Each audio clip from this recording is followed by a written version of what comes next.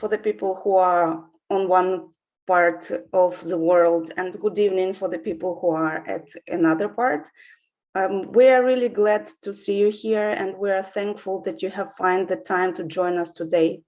My name is Anna Maria. I'm the representative of the NGO, which is called Workshop for the Academic Study of Religions, which is actually making this presentation as well as the project that we are presenting. The project that we are presenting is called Religion on Fire, and we work on it for since March 2022, and we're gathered here to present preliminary report of that project that we have prepared. As well, we have invited a few colleagues of ours, our representatives of the organizations that support us in our effort to make this project real. Therefore, we are thankful for them that they have found the time and opportunities to join us and for their continuous support. So I will be the moderator of today's presentation. We don't have too much time, therefore your speeches, the speakers' speeches should not be very long. We have for like 5-6 minutes for each of you. I will try to raise my hand and somehow to make everyone see that your time is running up.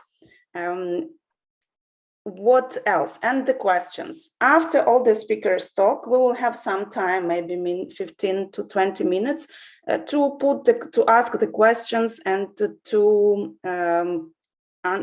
discuss the topics which you're interested in, which are connected to the topic that we will talk about today. So you can either raise your hand or you can write your question in chat, and I will just say it for the people to answer. So thank you very much again, and I think we can start. So the first person who will speak today is Ruslan Khalikov. He is the project leader of Religion on Fire, he has a PhD in religious studies, and he is also a member of the Workshop for the Academic Study of Religion. Ruslan, the floor is yours. Now I will open my presentation. Thank you. Please open this our PowerPoint, and it is not the first slide. Okay. Thank you, colleagues. So my name is Ruslan Khalikov, and I will briefly speak about the project in general and about the findings what we found. As Anna Maria told, our project started in early March, and by that time there were only few religious buildings damaged during this period of escalation. But we aimed at documenting all damages of religious buildings as a result of military actions of Russian army in Ukraine, and our team from the beginning united people from our organization at about 8 persons, and then some other people joined us. Maybe next slide, please.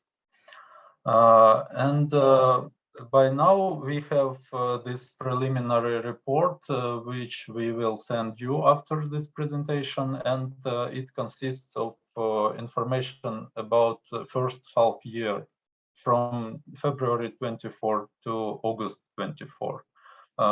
As by now we have much more information about we have much more information about the event. We have much more information about the situation, and more buildings counted in this report, but we will we will send you this preliminary report. And as for our methodology, we have 3 ways of documenting. First is our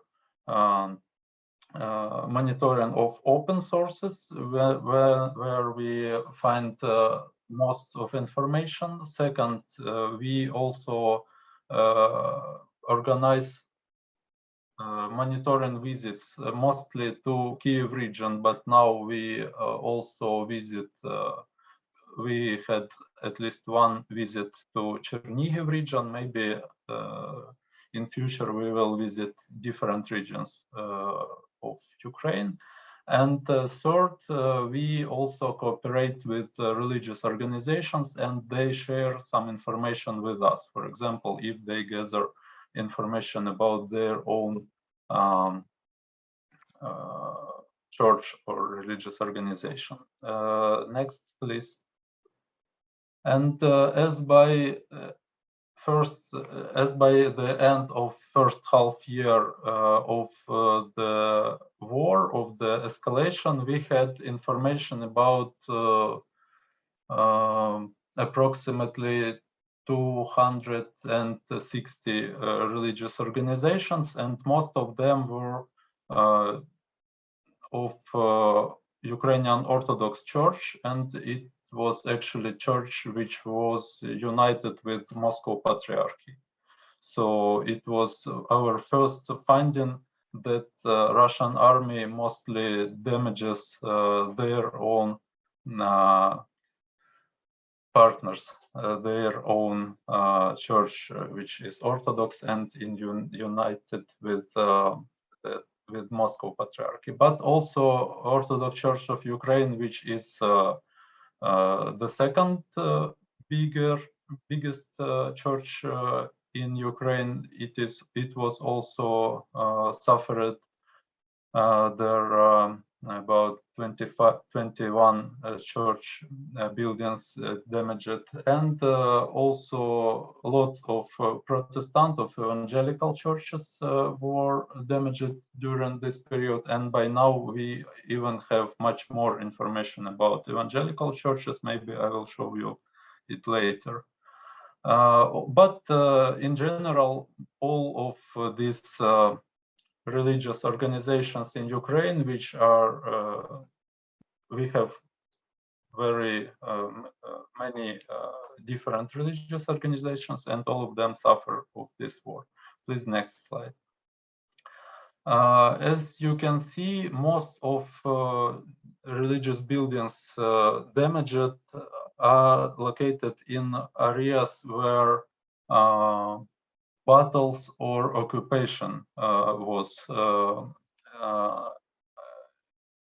presented, and you can see that most of these buildings which are documented, maybe there are buildings in other oblasts. Oblast is like region of Ukraine. Maybe there are some buildings in other regions, but by now we know about 80 religious buildings suffered in Donetsk Oblast, it is eastern part, and 55 in Luhansk Oblast. Also, we know about many buildings damaged in Kyiv Oblast, where occupation and hard battles were in March, and also in Kharkiv Oblast. But in different regions of Ukraine, also there were damages of religious buildings with rockets or air hits of by flights. Next slide, please. And I can show you some changes even between August, when our report finishes, and today. As by today, as by August, there were maybe there were about 46 buildings damaged in weak way, and about 26 heavily damaged or completely destroyed. And by now, next slide, please. By now, the situation is more or less similar in this feature. 38 of these buildings are weak damaged, and 26 are hardly or completely destroyed. But if we look at the types of damaged religious buildings, yes, next, okay, we can see that in August we knew about mostly Orthodox churches, Orthodox buildings. And we called churches, most of them are Orthodox, different organizations, but there are also maybe about 10 or 15 Catholic churches. And only 14% was of Protestant houses of prayer of evangelical churches. But if we look at the next slide, we can find that we know much more about this one. We by now, by middle October, we know much more about evangelical churches and also about Jehovah's Witnesses, because they in collaboration with us, they gathered their own database about kingdom halls destroyed or suffered.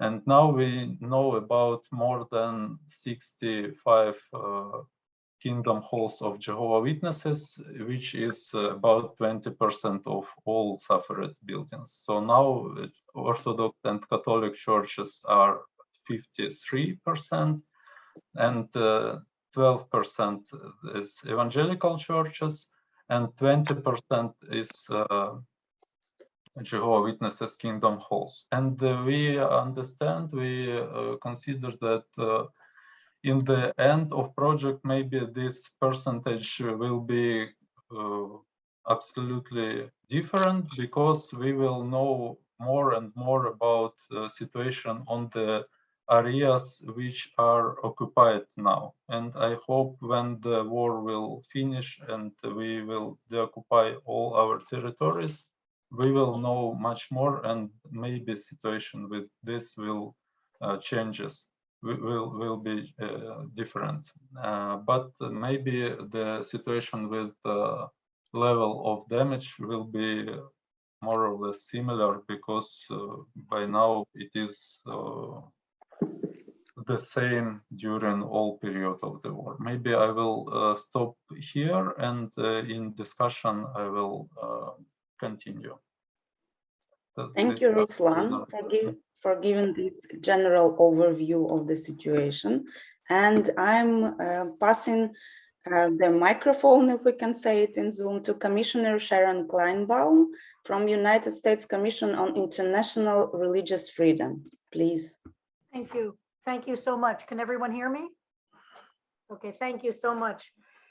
Thank you so much for inviting me to speak on behalf of the U.S. Commission on International Religious Freedom, or we like to call it USCIRF. My name is Sharon Kleinbaum, and I serve as a commissioner appointed by President Biden to this commission. And thanks very much to Religion on Fire and Ruslan Khalikov for putting together this important and very, very timely event, and for sharing your report about Russia's targeting and destruction of religious buildings in Ukraine and other religious freedom violations. This documentation is vitally important, even in the midst of all the horrible atrocities committed by Russia right now in Ukraine. I just recently visited Ukraine myself in my personal capacity. I was there last week, and I met with, I was in Lviv and the area around Lviv, and met with teachers and students, many of whom were from the eastern regions, who are internally displaced persons in Lviv, and heard profoundly moving stories, and am deeply moved by the resilience and the strength of the Ukrainian people in this nightmarish situation. We met one Ukrainian teacher who had 32 children in her original class in Kharkiv. 10 are still in Ukraine, 22 are spread out all through Japan and Europe. And she now is in Warsaw, where we met with her. We were in Warsaw as well. And she Zooms with these kids twice a week to make sure that all 32 kids, those who are still in Ukraine, those who are in Poland, Germany, and Japan, can hear Ukrainian twice a week, can be taught in Ukrainian, can see their teacher, and maintain a sense of connection and community. And so these very ordinary people, in many ways, are the most extraordinary heroes, and it's deeply inspiring. And my love and support to all of you who are in Ukraine now. USCIRF has reported on the Russian Federation's violation of freedom of religion or belief since Congress created USCIRF more than 20 years ago. And in the time since 2014, when Russia forcibly and illegally annexed the Crimean Peninsula, USCIRF has documented the many ways in which Russia has continued to effectively export its religious freedom violations to the territories of Ukraine that it has occupied or controlled. This has included arresting and imprisoning Crimean Tatar Muslims and Jehovah's Witnesses for the peaceful practice of their beliefs, pressuring the Orthodox Church of Ukraine, and punishing those who dare to exercise their right to freedom of religion or belief without the occupying authorities' permission. In part for this reason, in 2017 and every year since, USCIRF has recommended that the U.S. Department of State designate Russia as a country of particular concern, or CPC, for its egregious, ongoing, and systematic violations of religious freedom, a recommendation that the State Department fulfilled for the first time last year. Unfortunately, the justification for that designation has only strengthened over the course of the last 8 months since February 24th, as we have not only witnessed Russia launch a full-scale and wholly unjustifiable invasion and war against Ukraine, but flagrantly target numerous places of worship in acts that are likely war crimes. Moreover, Russian forces have killed, kidnapped, and disappeared religious clergy and their family members. Just a few weeks ago in September, masked soldiers reportedly detained Baptist pastor Leonid Ponomarov and his wife Tatiana in Russian-occupied Mariupol. Neither their children nor members of their congregation have been able to learn anything about their status or whereabouts. Conversely, Ukraine has largely protected and promoted religious freedom as a fundamental human right. Clearly, differentiation between the democratic and pluralistic approach of Ukraine and the authoritarianism of its neighbor, Russia. While this might be one right among many interconnected rights, it is a critically important one, and in many ways emblematic of the very different paths these two countries have taken. But why is religious freedom important, and why have we decided to highlight it here today? Freedom of religion or belief is a broad, inclusive right that embraces the full range of thought, belief, and conscience.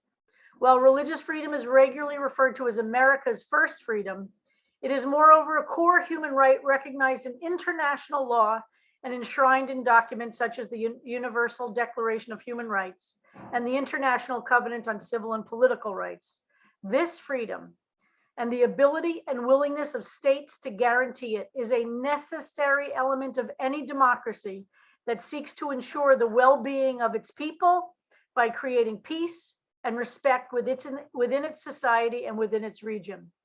And as USCIRF has pointed out time and again, states that fail to protect this right and regularly violate it not only deprive their citizens of the ability to live out their beliefs, but run the risk of contributing to social instability and other ills such as violent extremism and or terrorism.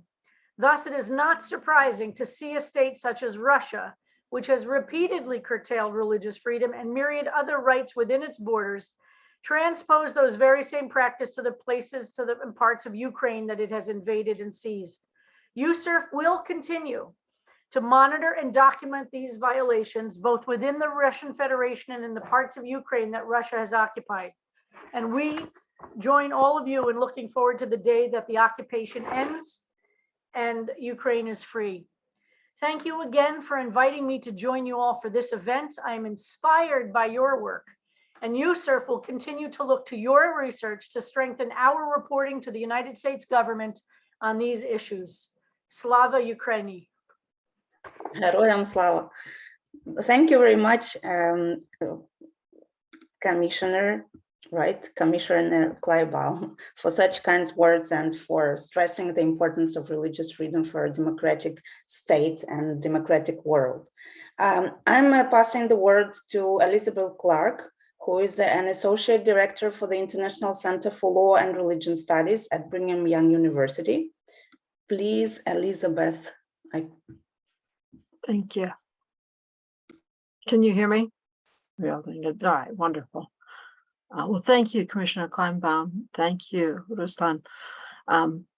It's really a great privilege for me to be associated with this project and the excellent work being done by the Ukrainian scholarly team. It's an inspiration to me as well.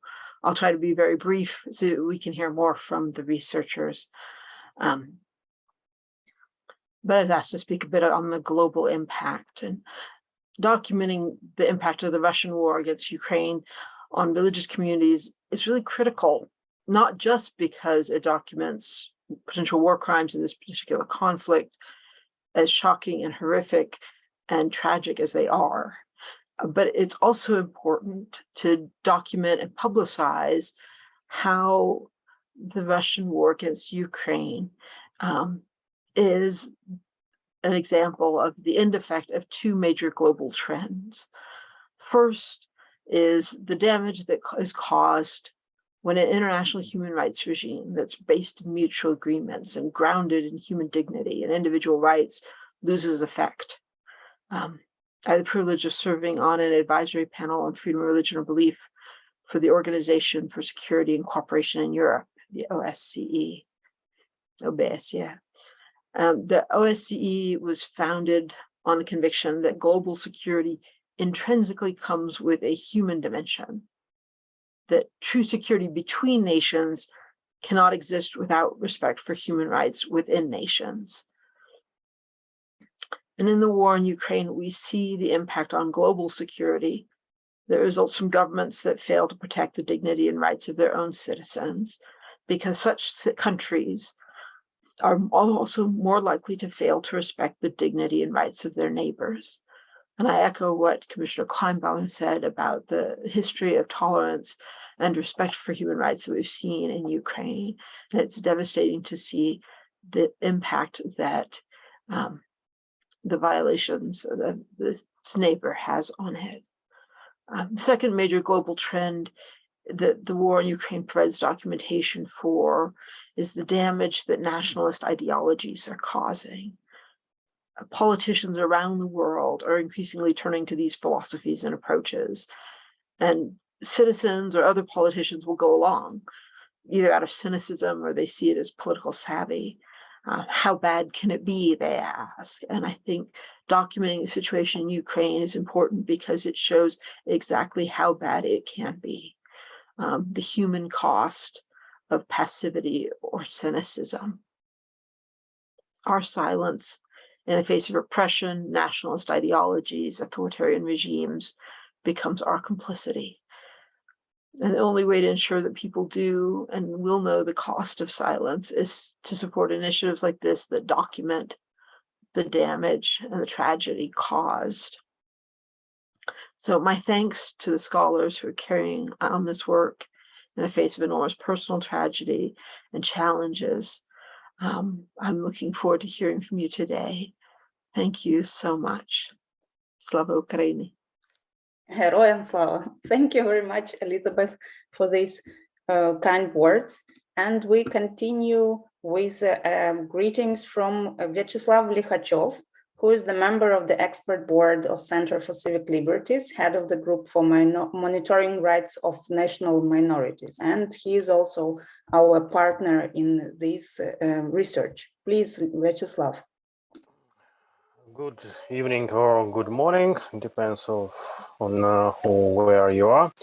I will be brief. First of all, I want to express my respect for all the researchers who were involved in this project, especially on monitoring on the ground. And I really think it was high quality work, which is important.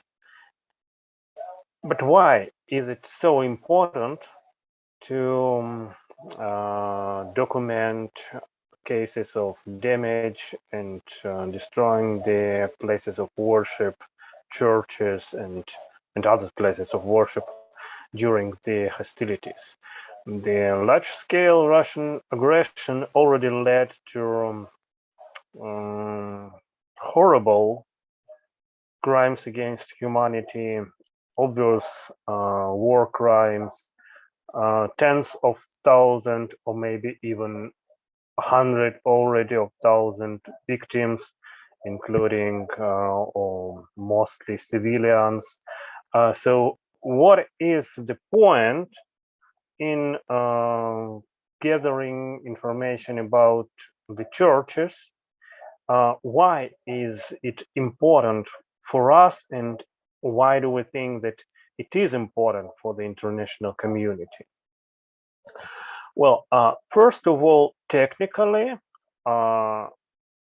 damage to the places of worship during hostilities is a war crime. It is a violation of the international humanitarian law. Of course, maybe not the most terrible one, but it is one of the points which places of worship is one of the types of the objects which are protected according to the international humanitarian law. And traditionally, because the international humanitarian law has its roots in a customs of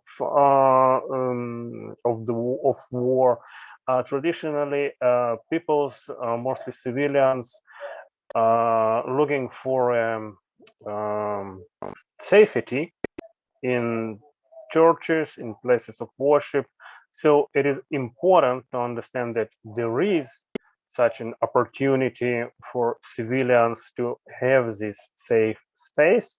And when this protection principle is violated, it means more harm and more danger for civilian population, which is also protected by the international humanitarian law. The existing legislative bodies which now are active in this investigation of the war crimes in Ukraine during the Russian aggression, like International Criminal Court, mostly pay attention, or first of all pay attention, on the level of the violations. Were them just something which happened occasionally, or were the violations of the international humanitarian law had them systematic character? Were they really large scale to stress that it was a systematic intention policy from the military political leadership of the aggression country, because the goal of the International Criminal Court is not to punish everyone who violated international humanitarian law, for every war criminals, but only the top levels who were responsible for the decisions. And the understanding of the scale, the understanding of systematic level of the violations is extremely important factor for International Criminal Court even to open the investigation. And studying the cases of damage, at least in Kiev region, damage to places of worship, I mean, at least in a Kiev region, but I'm pretty sure that the same pattern will be found in other regions, especially after the liberation of the regions which are now under the Russian occupation, show us that it was really a pattern that during the hostilities in March near Kiev, Russian army systematically put their tanks or other military equipments near the church buildings. They participate in hostilities from the territory nearby on the yard of the churches in I think we can say for sure 15 or 18 places in Kiev region at least. And we have information that after they leaving during their retreat from Kiev Oblast, they fired on a church buildings which were their coverage for previous weeks when they gone. So it was like not in one case or two cases. It shows us a kind of a pattern. We also can see such patterns not only about the places of worship, but about the forced displacement, forced detonation of the priests of some confessions, especially Protestant ones and Jehovah's Witnesses on unoccupied territories. So I will stop here. We can such research is extremely important to prove the systematic and intention level, some patterns of the violations of international humanitarian law, and it will be extremely important in further justice for war criminals. Thank you. Thank you very much, Vyacheslav, for giving such an extensive, not extensive, but grounded explanation about why our work is important from the point of view of the international law. It is also, of course, we are sure that justice will gain its victory at the end, and everyone who is responsible for war crimes and crimes against humanity will get its punishment, his or her punishment. Now I would like to give the word to Natalia Hendel, who has a PhD in law, and she is a research fellow at Geneva Academy of International Humanitarian Law and Human Rights. Natalia, please, the floor is yours. Thank you. Good evening. I'm very grateful for this opportunity to participate in this event and to consider the very important issue of documenting crime against religion during the Russian-Ukrainian armed conflict. I will continue about international humanitarian law. War crimes against religious sites are criminalized at the international and national level. Requirements for the criminalization of violation of international humanitarian law against religious sites at the international level are contained in the Article 28 of the Convention of the Protection of Cultural Property in the event of armed conflict of 1954. And the first additional protocol to the Geneva Convention of 1977. Also applicable to the qualification of international destruction of religious sites are the general rules of the first Geneva Convention of 1949. For example, Article 53, paragraph B of the first additional protocol prohibit any hostile acts against those objects which constitute the cultural spiritual heritage of people at their use in support of hostilities. It is possible to qualify attacks on religious buildings as a serious violation of the first additional protocol through the general rules of attacks for civilians or for civilians objects. For example, it's Article 45, paragraph 3, and Article 85, paragraph 4. Consequently, under international humanitarian law, religious sites have general protection as civilian objects and special protection as cultural property.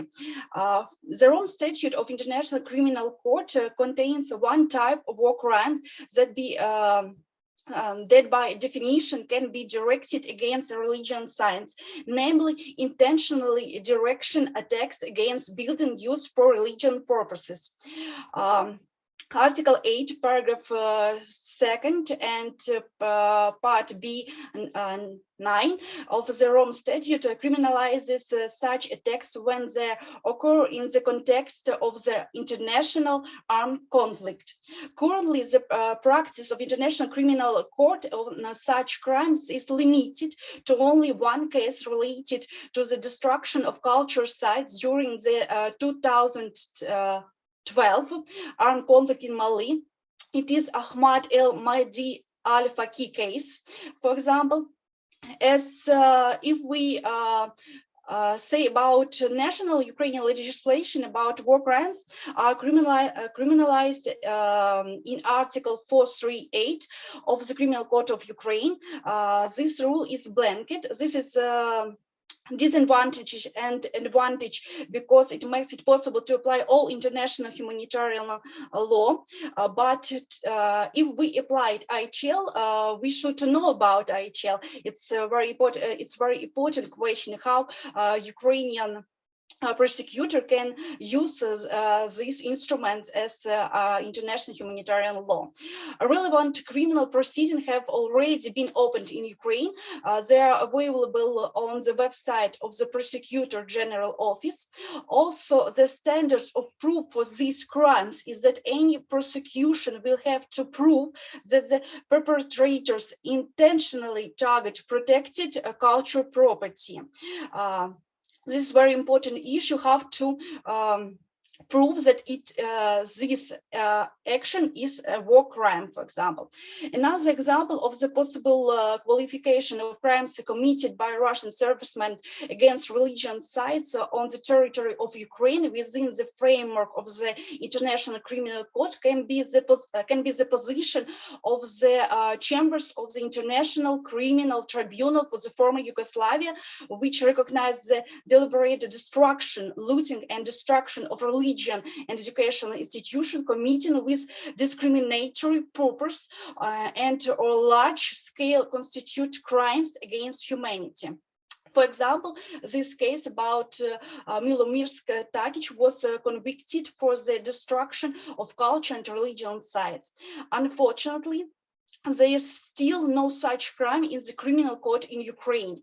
Also, the destruction of culture and circle sites may be one of the signs of the genocide against the Ukrainian people, for example. Thus, this requires careful documentation of crimes against religion using a special methodology developed within the framework of the Religion on Fire project. Thank you for your attention. Thank you, Natalia, for giving us a broader perspective on this international humanitarian law perspective. As you can see, we try to incorporate different approaches to our project to have different perspectives on the same problem. And now I will give the floor to Lilia Pidhorna, one of the team, one of the members of our project team. She is an independent researcher. She has a MA in religious studies, and she is also the member of the workshop for the academic study of religion. Lilia, please. Good evening and good afternoon and good morning to everybody. So my name is Lilia Pidhorna, and in my brief speech, I'd like to focus on the problems of religious minorities. So currently, there is no any single religious community left that is not affected by the war and its devastating consequences. And religious minorities are the most vulnerable in this case. And in our opinion, there are three main reasons of such vulnerability of religious minorities in Ukraine. So first, many religious minorities are facing with the problem of lacking of enough human, technical, and material resources. And it appears to be a big problem when after shelling or after any attack on the property of religious minorities, they should rebuild. They don't have any resources, neither human nor financial, for restoration and for continuity of their activities. Another issue is that very often religious minorities lack of informational support. They are out of the scope of journalists, of lawyers, so of the people who can drag attention to their problems, and thus they appear to be alone with all of the problems and issues they have. And also religious minorities are on a risk on the occupied territories, as Ukraine is characterized by a very diverse picture of religious life, comparing from Russia, for example. Some religious minorities that freely can worship in Ukraine are banned in Russia, in the Russian Federation, and such minorities are on a special risk on occupied territories. And one of the problems, of the great problems, that not only religious minorities, but also even whole indigenous people suffer from the war. And as an example, the whole indigenous people that is called Karaites, they had the only place of worship called Kenasa in Kharkiv, and this place of worship was ruined in March 2022, and as a result, the whole indigenous people now doesn't have any place of worship anymore. Also, due to the war, many religious minorities had to change their activities, had to stop their function in the way that they worked before the war. As an example, the Church of Jesus Christ of Latter-day Saints, they had to reassign their foreign missionaries from Ukraine, of course, because of possible danger. And a very difficult situation, as I previously told you, is in the occupied territories. So, for example, Jehovah's Witnesses, followers of Saint Mercy, and other religious communities are facing with problems like banning, looting their property, or that their property is forcibly taken by the Russian soldiers for their own properties. And also, as we know, about 400 Baptist communities on the occupied territories had to suspend or stopped their activities as their normal, let's say, life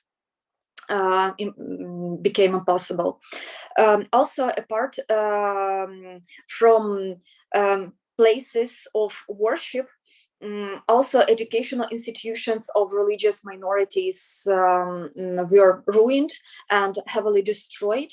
And for now, we know about at least 5 cases when educational institutions of religious minorities so that they actually destroyed or suffered greatly. Among them, Protestant Institute, Jewish educational institution, so pretty actually institutions of any of different religions. And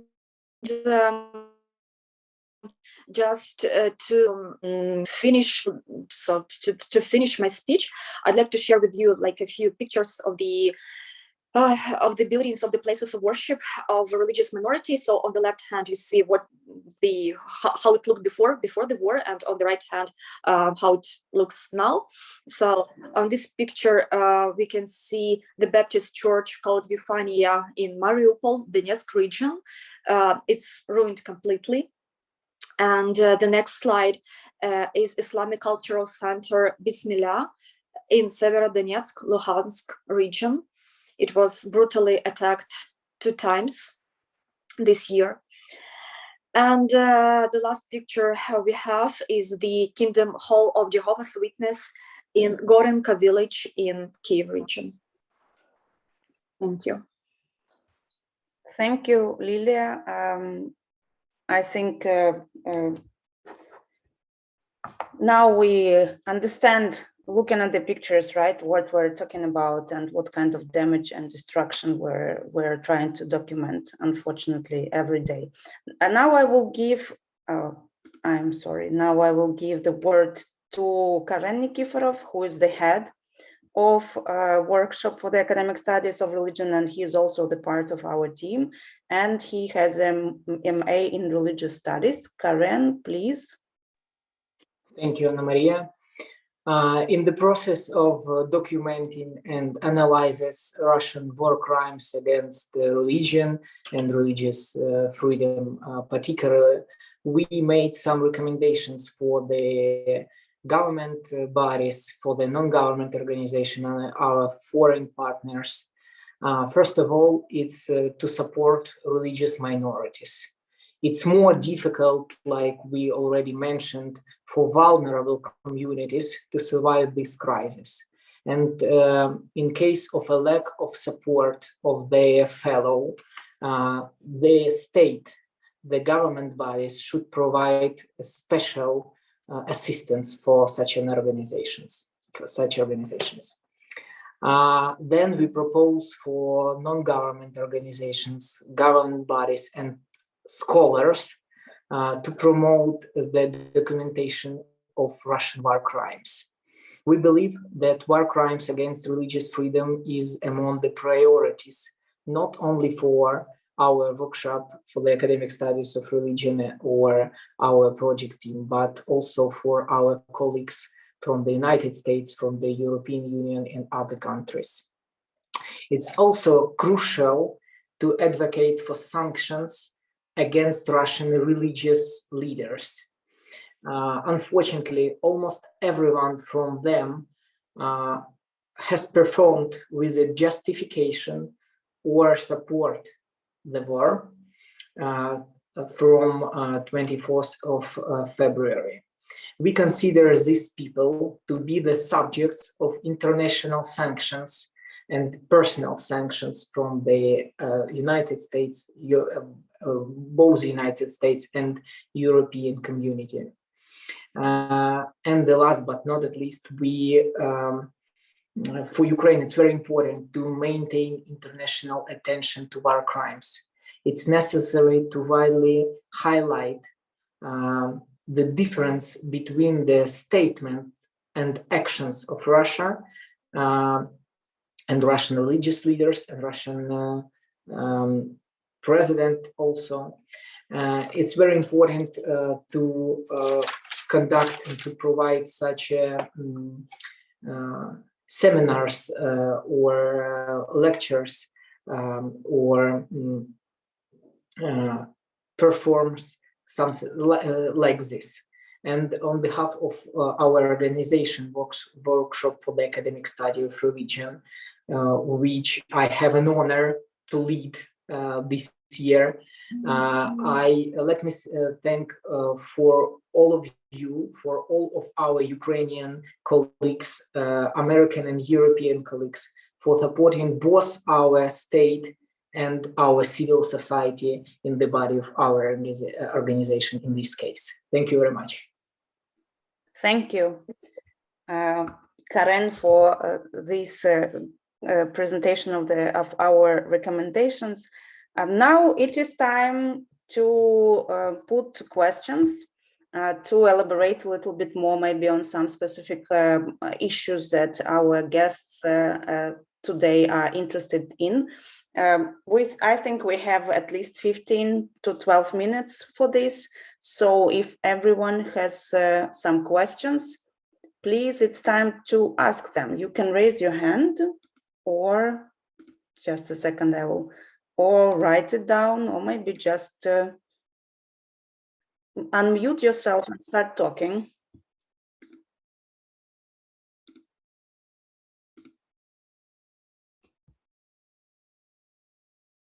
As I can see one hand. Eric, yes, please. Yes, just a practical question. How are you going to make the report available? I mean, this preliminary report, so we can share it and circulate it? We have prepared a PDF of this report, and everyone who is registered for the seminar will receive it tomorrow, I think, to your email. Yes, of course, we ask you to share it as many people and places as you can, because it is one of our ideas, as Karen has mentioned, that we should spread the word and make as much people as possible know about what is going on in Ukraine in religious side, if we can say so. We will give it to you by emails, and you can share it. And we are free to any other types of collaborations. We can make interviews, presentations, seminars, and everything if you are interested in our activities and to know more about the situation in Ukraine. Thank you. You're welcome. Any other questions? No, I don't see any hands, and no. Ruslan wants to add something. Ruslan, please. Yeah, while people are preparing their questions, maybe I can give some additional information that we told about only 250 or 260 cases, which were gathered by the end of August. But as by now, we have information about more than 340 cases. So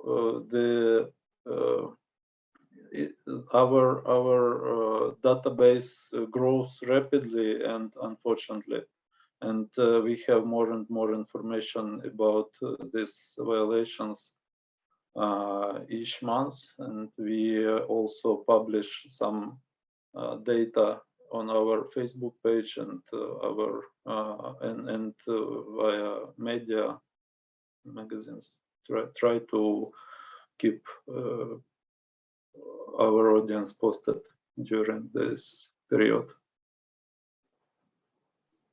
Yes, thank you. I would like also to add that because we're using mostly open source information, we are expecting that we will have a lot more information after the territories of Ukraine will be deoccupied, because unfortunately now the people who are there, they cannot post something in Ukrainian resources, right? They cannot even have some connections with people from the other side of Ukraine, right? From the free Ukraine. So we think that when the war stops, we will get much more information about damaged and destroyed religious buildings, which will, of course, be taken into our database. By the way, I don't remember if someone has mentioned, but our database will be available online in 2 languages, in Ukrainian and Russian, but it will be not tomorrow, not in a month. We expect, we hope that the war will finish as soon as possible, but unfortunately the situation shows that Russia still has a lot of weapons to throw at Ukraine, and therefore we are preparing this database maybe for the next year to be published, and all the academics and people who are interested in the situation with religious buildings will have this possibility to look at our database to see what was going on, and to make a research or make some publication based on the information that we gathered. Any other comments, questions?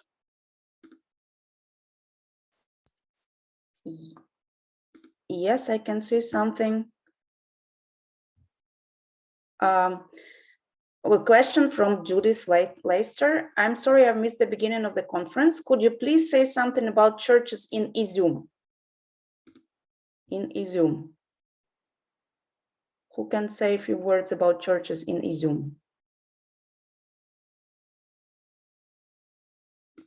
Maybe I can start.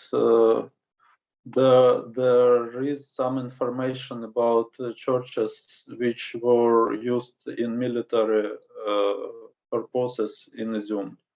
Russians used some church buildings as headquarters and places where they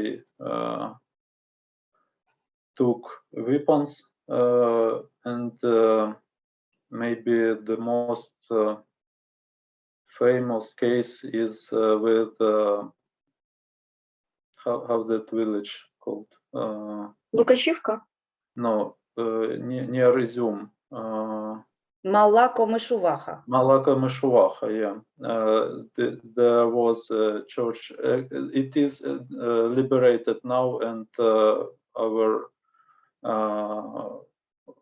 police provides some investigations there. But yeah, this was one of the most famous cases. But also some other churches in that area were also damaged. If you need more detailed information, we can share it with you maybe via emails. I can leave my email here and you can ask us. We will gather some information more detailed. Okay, yeah, I think that you should write, Ruslan, in a general chat your email so everyone who's interested can write directly to you. Karen, please. Yes, and about the Izum is a case, very interesting case, because the Metropolitan of Izum and Kupiansk of the Ukrainian Orthodox Church, Yelisei Ivanov, escaped in Russia after liberation of Ukrainian army, because he openly supported the Russian troops and the Russian so-called authorities, yes, in Izum, and this is a very interesting case also in this perspective, because we have a collaboration of the Orthodox Metropolitan. Thank you. Eric wants to say something, and then Lila. Okay.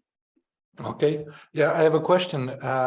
Do you have enough data and information now to document the intention behind the bombing? You know, because in some of them they could say it was like collateral damages, but maybe for some of them we can, or you can document the fact that they were willingly targeting some churches for some reasons. Do you have information on this? Thank you for your question, Ruslan, or who? Maybe Lila, Yeah. because Lila Okay. analyzed this. If you. Thank you very much. So almost in all cases, we can gather information after some time. I mean, when bombing already happened. Actually, we have some information. We have a few cases that in which prove that these bombing were targeting. I mean, that the church was targeted to be for bombing, we know it with the help of some witnesses, and we also try to collect evidences from the witnesses as well. Thank you.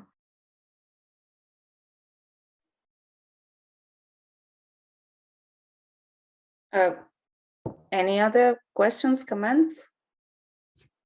I don't see anyone. Irina, please. I would like to say thank you for all speakers and for very inspiring speech to the Commissioner Sharon Kleinbaum. And I have the question for you. I'm also a member of the team, and for us, it's really very important to have some partnership with some organizations or institutions that have done such a work, I mean, documenting in other countries that they have such war experience. Maybe you are, as a member of the United States Commissions of the International Religious Freedom, now about such organizations in the world that have made or are doing now also such work. This would be a great conversation. Maybe we could have it offline and we can discuss how to better connect. I would love that. Thank you. Maybe we can get our contact information. Will that be shared? And you and I can discuss that. Thank you so much. Okay, thank you. Just a second, I see something in chat. So Judith is, yes, we will put this conference on YouTube, and we will also send the link to this video to all people registered again, so you can share it with other people who cannot join us today. So if we don't have any more questions or comments, I think we can conclude our presentation today with the words of gratitude to the people who participated in our presentation, with the words of gratitude to people who made this possible at all, for their support in different ways, and financial and expert and advice, and giving the floor to our project team to present our work in different places. Thank you very much, everyone. We hope that the war will end as soon as possible, and we will present in few months our final report on this project. We don't want this project to continue for a few months more. We thank you again, and hope to see you on our next events. And thank you for your support to Ukraine and Ukrainian people in general. Thank you and goodbye.